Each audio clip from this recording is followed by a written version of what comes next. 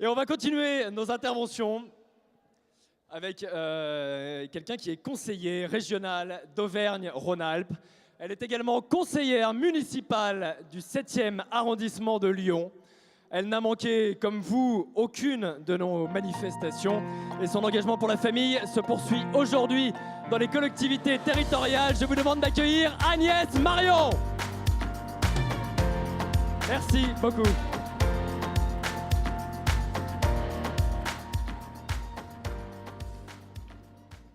Chers amis, voilà 4 ans déjà que nous battons le pavé avec constance pour dénoncer la loi Taubira. La destruction de la famille semble à son paroxysme sous le quinquennat Hollande.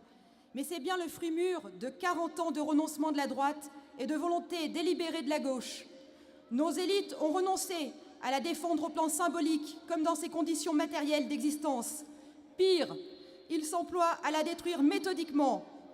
Pourtant, s'ils croyaient encore en la France, ils auraient le souci de cette cellule fondatrice de la société, foyer de la transmission, lieu de la filiation, source du lien social désintéressé. Ils sauraient que dans une société juste et décente, la nation se pose en protectrice de la famille, parce que la famille est elle-même un rempart pour la nation. La famille est le lieu de la transmission.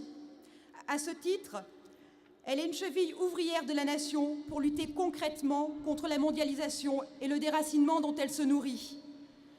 C'est avec l'histoire de sa famille, de sa lignée, que chaque Français peut s'inscrire dans la grande histoire de France. La France comme une personnalité héritée des siècles, vivante, concrète, incarnée, loin d'une conception abstraite de la nation. Prendre soin des familles françaises, c'est donc renouer avec la longue durée dont parle Marine Le Pen, cette mémoire française venue du fond des âges dont nous sommes dépositaires et que nous devons défendre pour la transmettre à notre tour à nos enfants. Lieu de la gratuité par excellence, la famille est aussi un rempart contre l'ultralibéralisme où tout est marchand. On voit bien que la destruction des acquis sociaux et familiaux voulue par le social-libéralisme, qui n'est qu'une autre facette de l'ultralibéralisme, précarise les Français en rognant les protections qui leur permettent de se projeter dans l'avenir. Or, la famille est par définition le lieu où les logiques de marché ne rentrent pas.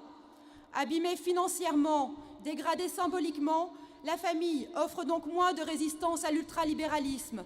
C'est pourquoi la famille doit être défendue économiquement, mais aussi symboliquement et institutionnellement. Protéger le lieu de la filiation, préserver le foyer de la transmission et soutenir la source du lien social désintéressé. Voilà la triple raison de l'opposition absolue du Front National au mariage pour tous. À l'intérêt supérieur de l'enfant d'avoir un père et une mère se lie une position antilibérale, refus du marché partout, refus des logiques de marché pour tous, de la marchandisation du corps, celui de la femme, celui de l'enfant, celui de chacun d'entre nous, refus de la PMA et de la GPA. Une famille française sûre matériellement et solide symboliquement, c'est la France qui continue. Et c'est la raison pour laquelle l'abrogation de la loi Taubira sera au programme présidentiel de Marine Le Pen. C'est la raison pour laquelle cette loi ne sera pas réécrite, elle sera abrogée.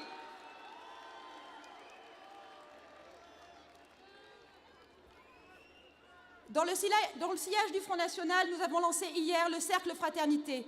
Ce cercle veut porter un vrai projet de civilisation, de ceux qui donnent un souffle à une nation et à son peuple. Un projet qui lui permette de renouer avec la longue durée. Nous voulons nous réemparer de ce mot magnifique, mais galvaudé, dénigré, vidé de son sens, celui de la fraternité. Ce lien de parenté entre frères et sœurs, ce sentiment d'appartenance et de solidarité, la devise républicaine l'élargit à la nation tout entière. Elle fait des citoyens les fils d'une même mère symbolique, la France, les héritiers d'une histoire commune, les acteurs d'un destin partagé. Elle nous donne à nous, Français, entre nous, des droits et des devoirs spécifiques, une bienveillance et une attention particulière. Au-delà de l'abrogation de la loi du mariage pour tous, il nous faut donc désormais réfléchir à refonder une nouvelle civilisation, refonder une société du don et de l'entraide contre toutes les logiques de prédation.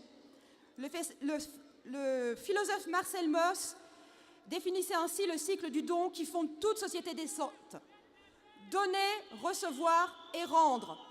Or, on voit croître aujourd'hui le mauvais esprit qui, selon vos marchés, caractérisait déjà, à la fin du XVIIIe siècle, à la veille de la Révolution, la cour finissante, prendre, recevoir, demander. Elle est à l'œuvre dans les hautes strates sociales avec l'évasion fiscale et l'économie financiarisée. Elle est à l'œuvre en bas de l'échelle avec le développement d'un assistanat qui fait perdre le sens des responsabilités et de la réciprocité. Ce sont les deux forces de l'individualisme que nous devons combattre sans cesse. À tous les bien-pensants qui vous reprocheront de vouloir renouer avec une vision traditionnelle du corps social, répondez sans cesse, à temps et à contre-temps, que vous défendez une idée éminemment moderne. Et n'oubliez jamais que notre combat est juste, puisque pour nous, la tradition n'est pas la vénération des cendres, elle est la passation du feu. Merci à tous.